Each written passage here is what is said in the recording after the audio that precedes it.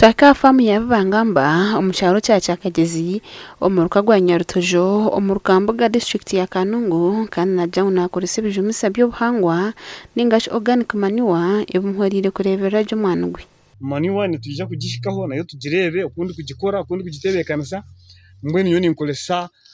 ebya bulijo ningashi ninkolesa manure eya bulijo etali za fertilizer ningachi ebi kuruga mu factory ninkolesa ebya bulijo bitokwasa kwete ebirungo biro organic.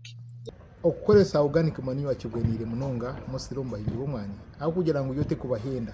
umuntu nakolesa ebintu byakuba ino mukaye gaba kuba bineyo amatungo bakolesa nkanshonde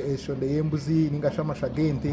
bagamixinga mune binde bakubasa kufuna nkebihaturo ningashi ebishu by'omwani ebijumise byari kukoresa omufamu nabikora omwezi gagoburo ebishu by'omwani amasha n'ebishu by'emiti bwayima y'ebijumise bikujunda naharugamwe ebishorobwa ebirukwera omukwisa kwitaka omwani guma n'ogutunga ekirisa burukiri amizi mbwenu amizi agari kwetenga kunywa gogo nkabwetenga kunywa amizi mwene gwabana gutunga amizi agari kugumara aguguru kwetenga kunywa kandi gwina na manure eyo kugulisa eri kumara hato mwana ogwe tiguri kundura okoresa ebijumisa nkebi hona nakikwera kurinda by'obuhangwa no kurwana sempenda hinduka y'obwire urwezo oyire ukongera urwezo mwitaka nigaraka eyongera umutindo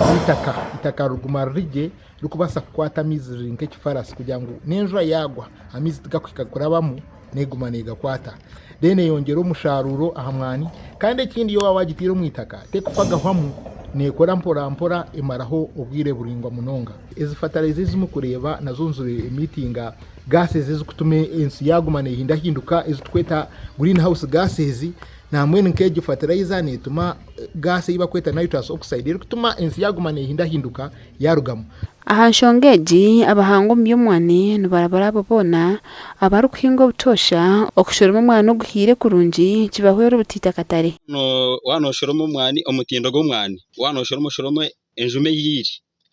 embiso gireki ogireki rero nke nangeje omwani gwaguri munko bukoko ogufuyirire kwenda gutagira ki gutashishikara gasha kwa kweza Wilfred.